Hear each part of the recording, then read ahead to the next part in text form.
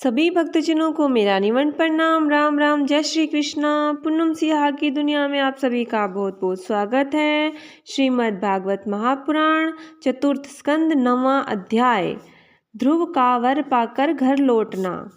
श्री मैत्रेय जी कहते हैं, विदुर जी, भगवान के इस प्रकार आश्वासन देने से देवताओं का भय जाता रहा और वे उन्हें प्रणाम करके स्वर्गलोक को चले गए। तदंतर विराट स्वरूप भगवान गरुड़ पर चढ़कर अपने भक्त को देखने के लिए मधुवन में आए। उस समय ध्रुव जी तीव्र योगाभ्यास से एकाग्र हुई बुद्धि के द्वारा भगवान की बिजली के समान दीप्यमान जिस मूर्ति का अपने हृदय कमल में ध्यान कर रहे थे, वह सहसा विलीन हो गई।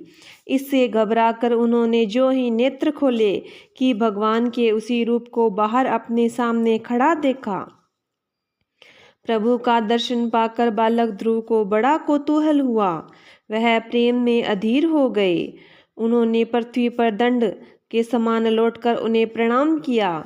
फिर वे इस प्रकार प्रेम भरी दृष्टि से उनकी ओर देखने लगे, मानो नेत्रों से उन्हें पी जाएंगे, मुख से चूम लेंगे और भुजाओं में कस लेंगे। वे हाथ जोड़ प्रभु के सामने खड़े थे और उनकी स्तुति करना चाहते थे, परंतु किस प्रकार करें यह नहीं जानते थे। सर्वांतर्यामी हरि उनके मन की बात जान गए। उन्होंने कृपा पूर्वक अपने वेदमय शंख को उनके गाल से छुआ दिया।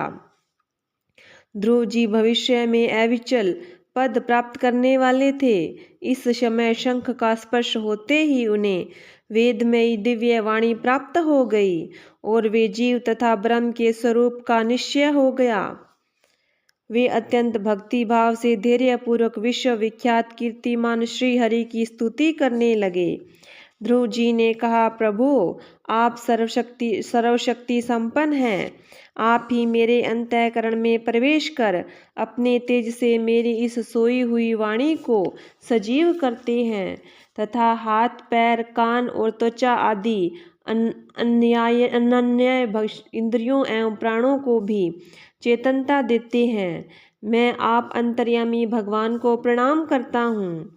भगवान, आप एक ही हैं, परंतु अपनी अनंत गुणमयी माया शक्ति से इस महदादि संपूर्ण प्रपंच को रचकर अंतर्यामी रूप से उसमें प्रवेश कर जाते हैं और फिर इसके इंद्रियादि असत गुणों में उनके अधिष्ठित देवताओं के रूप में स्थित होकर अनेक रूप भासते हैं। ठीक वैसे ही जैसे तरह तरह की लकड़ियों में प्रकट हुई आग अपनी उपाधियों के अनुसार भिन्न भिन्न रूपों में भासती है। नाथ, सृष्टि के आरंभ में ब्रह्मा जी ने भी आपकी शरण लेकर आपके दिए हुए ज्ञान के प्रभाव से ही इस जगत को सोकर उठे हुए पुरुष के समान देखा था। दीन बंधु, उन्हीं आपके चरण तल का मुक्त पुरुष भी आश्रय लेते हैं। कोई भी कृतज्ञ पुरुष उन्हें कैसे भूल सकता है। प्रभु, इस शवतुल्य शरीर के द्वारा भोगा जाने वाला इंद्रिय और विषयों के संसर्ग से उत्पन्न सुख तो मनुष्य को नरक में ही मिल सकता है।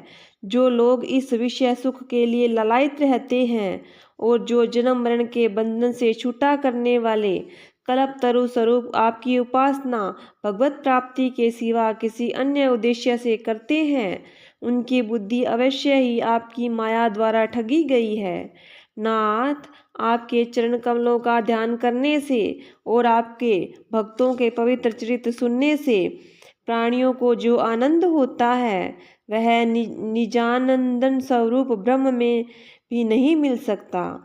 फिर जिन्हें काल की तलवार काट डालती है, उन स्वर्गीय विमानों से गिरने वाले पुरुषों के तो वह सुख मिल ही कैसे सकता है। अनंत परमात्मन, मुझे तो आप उन विशुद्ध हृदय महात्मा भक्तों का संग दीजिए जिनका आप में अविच्छिन्न भक्ति भाव हो। उनके संग से मैं आपके गुणों और लीलाओं की कथा सुधा को पी कर उन्मत्त हो जाऊंगा और सहज ही इस अनेक प्रकार के दुखों से पूर्ण भयंकर संसार सागर के उस पार पहुंच जाऊंगा।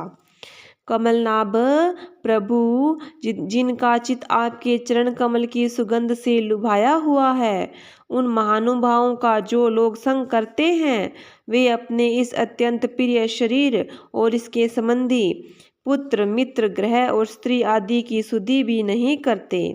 अजन्मा परमेश्वर, मैं तो पशु वृक्ष पर्वत पक्षी सरीसृप देवता दैत्य और मनुष्य आदि से परिपूर्ण तथा महद आदि अनेकों कारणों से संपादित आपके इस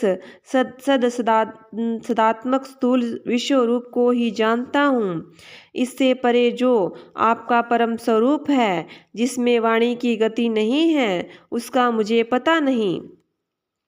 भगवान, कल्प का अंत होने पर योग निद्रा में स्थित जो परम पुरुष इस संपूर्ण विश्व को अपने उदर में लीन करके शेष जी के साथ उन्हीं की गोद में शयन करते हैं तथा जिनकी नाभि समुद्र से प्रकट हुए सर्वलोक में सुवर्ण कमल से परम तेजोमय ब्रह्मा जी उत्पन्न हुए हैं, वे भगवान आप ही हैं।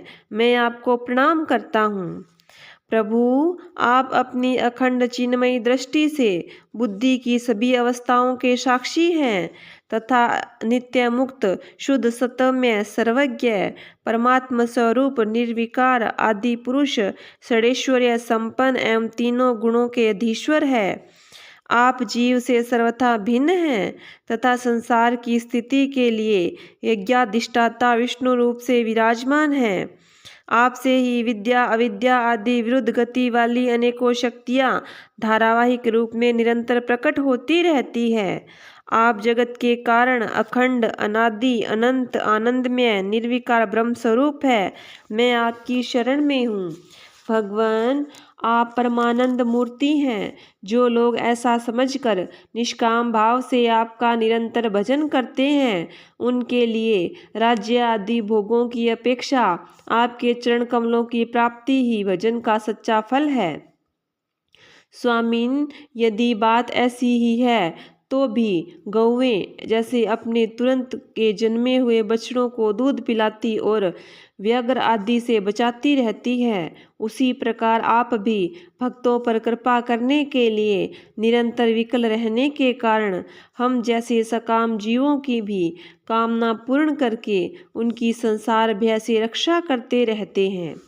श्री मैत्रेय जी कहते हैं, विदुर जी, जब शुभ संकल्प वाले मतिमान ध्रुव जी ने इस प्रकार स्तुति की, तब भक्त वत्सल भगवान उनकी प्रशंसा करते हुए कहने लगे। भगवान ने कहा, उत्तम व्रत का पालन करने वाले राजकुमार, मैं तेरे हृदय का संकल्प जानता हूँ। यद्यपि उस पद को प्राप्त करना बहुत कठिन है, तो भी मैं तुझे वह देता हूँ। तेरा कल्याण हो। भद्र, जिस तेजो में अविनाशी लोक को आज तक किसी ने प्राप्त नहीं किया, जिसके चारों ओर ग्रह नक्षत्र और तारागण रूप ज्योतिष चक्र उसी प्रकार चक्कर काटता रहता है जिस प्रकार मेंढी के चारों ओर दंवरी के बेल घूमते हैं। अवान्तर कल्प पर्यंत रहने वाले अन्य लोकों का नाश हो जाने पर भी जो स्थिर रहता है तथा तारागण के सहित धर्म अग्नि कश्यप और शुक्र आदि नक्षत्र और सब ऋषिगण जिनकी प्रदक्षिणा किया करते हैं, वह ध्रुव लोक मैं तुझे देता हूँ। यहाँ भी जब तेरे पिता मुझे राज सिंहासन देकर वन को चले जाएंगे तुझे राज सिंहासन देकर वन को चले जाएंगे, तब तू 36,000 वर्ष तक धर्म पूर्वक पृथ्वी का पालन करेगा। तेरी इंद्रियों की शक्ति ज्यों की त्यों बनी रहेगी। आगे चलकर किसी समय तेरा भाई उत्तम शिकार खेलता हुआ मारा जाएगा, तब उसकी माता सुरुचि पुत्र प्रेम में पागल होकर उसे वन में खोजती हुई दावानल में प्रवेश कर जाएगी। यज्ञ मेरी प्रिय मूर्ति है। तू अनेकों बड़ी बड़ी दक्षिणाओं वाले यज्ञों के द्वारा मेरा यजन करेगा तथा यहाँ उत्तम उत्तम भोग भोग कर अंत में मेरा ही स्मरण करेगा। इससे तू अंत में संपूर्ण लोकों के वंदनीय सप्तऋषियों से भरे सब दृश्यों से भी ऊपर मेरे निज धाम को जाएगा, जहाँ पहुँच जाने पर फिर संसार में लौटकर नहीं आना होता है। श्री मैत्रेय जी कहते हैं, बालक ध्रुव से इस प्रकार पूजित हो और उसे अपना पद प्रदान करके भगवान श्री गरुड़ध्वज उनके देखते ही देखते अपने लोक को चले गए।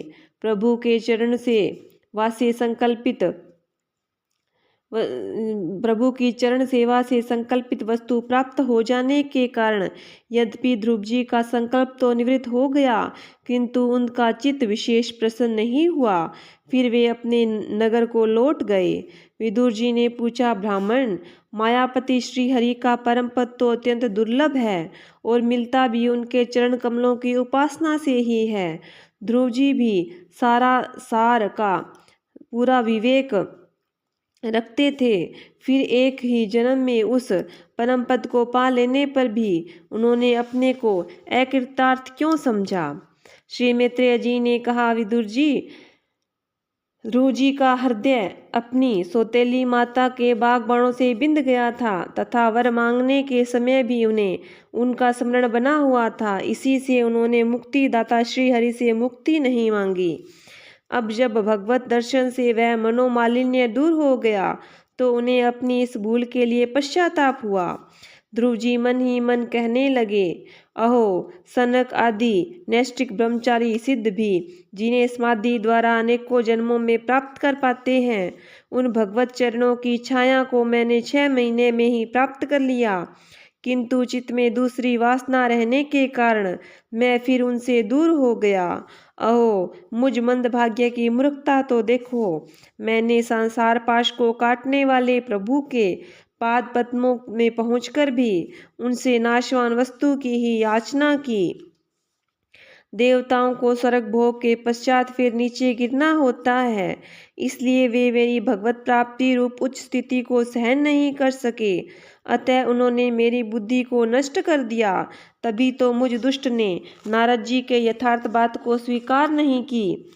यद्यपि संसार में आत्मा के सिवा दूसरा कोई भी नहीं है, तथापि सोया हुआ मनुष्य जैसे स्वप्न में अपने ही कल्पना किए हुए व्याघ्र आदि से डरता है, उसी प्रकार मैंने भी भगवान की माया से मोहित होकर भाई को ही शत्रु मान लिया और व्यर्थ में द्वेष रूप हार्दिक रोग से जलने लगा।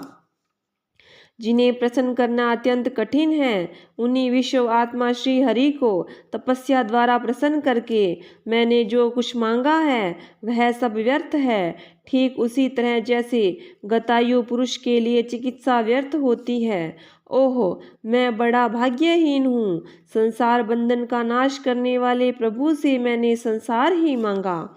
मैं बड़ा ही पुण्यहीन हूँ। जिस प्रकार कोई कंगला किसी चक्रवर्ती सम्राट को प्रसन्न करके उसमें तुष रहित चावलों की कनी मांगे, उसी प्रकार मैंने भी आत्मानंद प्रदान करने वाले श्री हरि से मूर्खतावश व्यर्थ का अभिमान बढ़ाने वाले उच्च पदादि ही मांगे हैं। श्री मैत्रेय जी कहते हैं, तात, तुम्हारी तरह जो लोग श्री मुकुंद पादारविंद मकरंद के ही मधुकर हैं, जो निरंतर प्रभु की चरण रज का ही सेवन करते हैं और जिनका मन अपने आप आई हुई सभी परिस्थितियों में संतुष्ट रहता है, वे भगवान से उसकी सेवा के सिवा अपने लिए और कोई भी पदार्थ नहीं मांगते। इधर जब राजा उत्तानपाद ने सुना कि उनका पुत्र ध्रुव घर लौट रहा है, तो उन्हें इस बात पर वैसे भी विश्वास नहीं हुआ जैसे किसी के यमलोक से लौटने की बात पर विश्वास न करें। उन्होंने यह सोचा कि मुझ अभागे का ऐसा भाग्य कहाँ, परंतु फिर उन्हें देवर्षि नारद की बात याद आ गई। इससे उनका इस बात में विश्वास हुआ और वे आनंद के वेग से अधीर हो उठे। उन्होंने अत्यंत प्रसन्न होकर यह समाचार लाने वाले को एक बहुमूल्य हार दिया। राजा उत्तानपाद ने पुत्र का मुख देखने के लिए उत्सुक होकर बहुत से ब्राह्मण कुल के बूढ़े बड़े मंत्रियों और बंधुजनों को साथ लिया तथा एक बढ़िया घोड़ों वाले सुवर्ण जड़ित रथ पर सवार होकर वे झटपट नगर से बाहर आए। उनके आगे आगे वेद ध्वनि होती जाती थी तथा शंख, दुदुम्बी और वंशी आदि अनेकों मांगलिक बाजे बजते जाते थे। उनकी दोनों रानियां सुनीति और सुरुचि भी सुवर्णमय आभूषणों से विभूषित हो राजकुमार उत्तम के साथ पालकियों पर चढ़कर चल रही थी। ध्रुव जी उपवन के पास आ पहुँचे। उन्हें देखते ही महाराज उत्तानपाद तुरंत रथ से उतर पड़े। पुत्र को देखने के लिए वे बहुत दिन से उत्कंठित हो रहे थे। उन्होंने झटपट आगे बढ़कर प्रेमातुर हो लंबी लंबी सांसें लेते हुए ध्रुव को भुजाओं में भर लिया। अब ये पहले के ध्रुव नहीं थे। प्रभु की परम पुनीत पाद पद्मों का स्पर्श होने से इनके समस्त पाप बंधन कट गए थे। राजा उत्तानपाद की एक बहुत बड़ी कामना पूर्ण हो गई। उन्होंने बार बार पुत्र का सिर सूंघा और आनंद से प्रेम के कारण निकलने वाले ठंडे ठंडे आंसुओं से उन्हें नहला दिया। तदंतर सज्जनों में अग्रगण्य ध्रुव जी ने पिता के चरणों में प्रणाम किया और उनसे आशीर्वाद पाकर कुशल प्रश्न आदि से सम्मानित हो दोनों माताओं को प्रणाम किया। छोटी माता सुरुचि ने अपने चरणों पर झुके हुए बालक ध्रुव को उठाकर हृदय से लगा लिया और अश्रु गदगद वाणी से चिरंजीवी रहो ऐसा आशीर्वाद दिया। जिस प्रकार जल स्वयं ही नीचे की ओर बहने लगता है, उसी प्रकार मित्री आदि गुणों के कारण जिस पर श्री भगवान प्रसन्न हो जाते हैं, उसके आगे सभी जीव झुक जाते हैं। इधर ध्रुव उत्तम और ध्रुव दोनों ही प्रेम से विह्वल होकर मिले। एक दूसरे के अंगों का स्पर्श पाकर उन दोनों के ही शरीर में रोमांच हो आया और नेत्रों में बार बार आंसुओं की धारा बहने लगी। ध्रुव की माता सुनीति अपने प्राणों से प्यारे पुत्र को गले लगाकर सारा संताप भूल गई। उसके सुकुमार अंगों के स्पर्श से उसे बड़ा आनंद प्राप्त हुआ। वीरवर विदुर जी, वीर माता सुनीति के स्तन उसके नेत्रों पर झरते हुए मंगलमय आनंदाश्रुओं से भीग गए और उनसे बार बार दूध बहने लगा। उस समय पूर्ववासी लोग उनकी प्रशंसा करते हुए कहने लगे, महारानी जी, आपका लाल बहुत दिनों से खोया हुआ था, सौभाग्यवश अब लौट आया। यह हम सबका दुख दूर करने वाला है, बहुत दिनों तक भूमंडल की रक्षा करेगा। आपने अवश्य ही शरणागत भयभंजन श्रीहरि की उपासना की है। उनका निरंतर ध्यान करने वाले धीर पुरुष परम दुर्जय मृत्यु को भी जीत लेते हैं। विदुर जी, इस प्रकार जब सभी लोग ध्रुव की प्रति लाड प्यारा प्रकट कर रहे थे, उसी समय उन्हें भाई उत्तम के सहित हथनी पर चढ़ाकर महाराज उत्तानपाद ने बड़े ही हर्ष के साथ राजधानी में प्रवेश किया। उस समय सभी लोग उनकी भाग्य की बड़ाई कर रहे थे। नगर में जहाँ तहाँ मगर के आकार के सुंदर दरवाजे बनाए गए थे तथा फूल फलों के गुच्छों के सहित केले के खंभे और सुपारी के पौधे सजाए गए थे। द्वार द्वार पर दीपक के सहित जल के कलश रखे हुए थे, जो आम के पत्तों, वस्त्रों, पुष्प मालाओं और मोती की लड़ियों से सुसज्जित थे। जिन अनेकों प्रकोटों, फाटकों और महलों से नगरी सुशोभित थी, उन सबको सुवर्ण की सामग्रियों से सजाया गया था तथा उनके कंगूरे विमानों के शिखरों के समान चमक रहे थे। नगर के चौक, गलियां, अटारियां और सड़कों को झाड़ बुहार कर उन पर चंदन का छिड़काव किया गया था और जहां तहां खील, चावल, पुष्प, फल, जौ एवं अन्य मांगलिक उपहार सामग्रियां सजी रखी थी। ध्रुव जी मार्ग में जा रहे थे। उस समय जहाँ तहाँ नगर की शीलवती सुंदरियां उन्हें देखने को एकत्र हो गई थी। उन्होंने वात्सल्य भाव से अनेकों शुभ आशीर्वाद देते हुए उन पर सफ़ेद सरसों, अक्षत, दही, जल, द्रुआ, पुष्प और फलों की वर्षा की। इस प्रकार उनके मनोहर गीत सुनते ही ध्रुव जी अपने पिता के महल में प्रवेश किया। वह श्रेष्ठ भवन महामूल्य मणियों की लड़ियों से सुसज्जित था। उसमें अपने पिताजी के लाड प्यार का सुख भोगते हुए वे उसी प्रकार आनंद पूर्वक रहने लगे जैसे स्वर्ग में देवता लोग रहते हैं। वहाँ दूध के फेन के समान सफ़ेद और कोमल शैयाएं, हाथी दांत के पलंग, सुनहरी कामदार पर्दे, बहुमूल्य आसन और बहुत सा सोने का सामान था। उसकी स्फटिक और महामरकतमणि की दीवारों में रत्नों की बनी हुई स्त्री मूर्तियों पर रखे हुए मणिमय दीपक जगमगा रहे थे। उस महल के चारों ओर अनेक जाति के दिव्य वृक्षों से सुशोभित उद्यान थे, जिनमें नर और मादा पक्षियों का कलरव तथा मत वाले भंवरों का गुंजार होता रहता था। उन बगीचों में विदुर्य मणि पुखराज की सीढ़ियों से सुशोभित बावलियां थीं, जिनमें लाल, नीले और सफ़ेद रंग के कमल खिले रहते थे तथा हंस, कारंडव, चकवा एवं सारस आदि पक्षी क्रीड़ा करते रहते थे। राजऋषि उत्तानपाद ने अपने पुत्र के अति उद्गम प्रभाव की बात देवऋषि नारद से पहले ही सुन रखी थी। अब उन्हें प्रत्यक्ष वैसा ही देखकर उन्हें बड़ा आश्चर्य हुआ। फिर यह देखकर कि अब ध्रुव तरुण अवस्था को प्राप्त हो गए हैं, अमात्य वर्ग उन्हें आदर की दृष्टि से देखते हैं और प्रजा भी उन पर अनुराग करती है। उन्होंने उन्हें निखिल भूमंडल का राज्य पर अभिषिक्त कर दिया और आप वृद्धावस्था आई जानकर आत्मस्वरूप का चिंतन करते हुए संसार से विरक्त होकर वन को चल दिए। 10वां अध्याय। उत्तम का मारा जाना, ध्रुव का यक्षों के साथ युद्ध। श्री मैत्रेय जी कहते हैं, विदुर जी, ध्रुव ने प्रजापति शिशु कुमार की पुत्री भ्रमी के साथ विवाह किया। उससे उनके कलप और वत्सर नाम के 2 पुत्र हुए। महाबली ध्रुव की दूसरी स्त्री वायुपुत्री इला थी। उससे उनके उत्कल नाम का एक पुत्र और एक कन्या रतन का जन्म हुआ। उनका उत्तम का अभी विवाह नहीं हुआ था कि एक दिन शिकार खेलते समय उसे हिमालय पर्वत पर एक बलवान यक्ष ने मार डाला। उसके साथ उसकी माता भी परलोक सिधार गई। ध्रुव ने जब भाई के मारे जाने का समाचार सुना तो वे क्रोध, शोक और उद्वेग से भरकर एक विजयप्रद रथ पर सवार होकर यक्षों के देश में पहुँचे। उन्होंने उत्तर दिशा में जाकर हिमालय की घाटी में यक्षों से भरी हुई अलकापुरी देखी।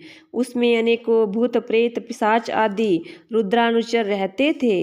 विदुर जी, वहां पहुंचकर महाबाहु ध्रुव ने अपना शंख बजाया और संपूर्ण आकाश और दिशाओं को गुंजा दिया। उस शंख ध्वनि से यक्ष पत्नियां बहुत ही डर गई। उनकी आंखें भय से कातर हो उठी। वीरवर विदुर जी, महाबलवान यक्ष वीरों को वह शंखनाद सहन न हुआ, इसलिए वे तरह तरह के अस्त्र शस्त्र लेकर नगर के बाहर निकल आए और ध्रुव पर टूट पड़े। महारथी ध्रुव प्रचंड धनुर्धर थे। उन्होंने एक ही साथ उनसे प्रत्येक को 3-3 बाण मारे। उन सभी ने जब अपने अपने मस्तकों में 3-3 बाण लगे देखे, तब उन्हें यह विश्वास हो गया कि हमारी हार अवश्य होगी। वे ध्रुव जी के इस अद्भुत पराक्रम की प्रशंसा करने लगे। फिर जैसे सर्प किसी के पैर का आघात नहीं सहते, उसी प्रकार ध्रुव के इस पराक्रम को न सहकर उन्होंने भी उनके बाणों के जवाब में एक ही साथ उनसे दूने 6-6 बाण छोड़े। यक्षों की संख्या आयुत यानी कि 1,30,000 थी। उन्होंने ध्रुव जी का बदला लेने के लिए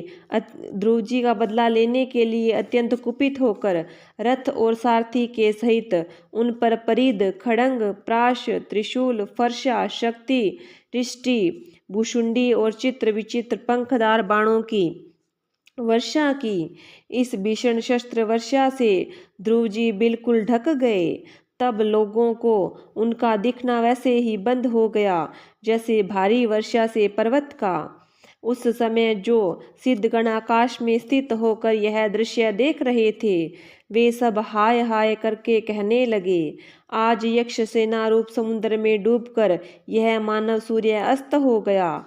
यक्ष लोग अपनी विजय की घोषणा करते हुए युद्ध क्षेत्र में सिंह की तरह गरजने लगे। इसी बीच में ध्रुव जी का रथ एकाएक वैसे ही प्रकट हो गया जैसे कुहरे में से सूर्य भगवान निकल आते हैं।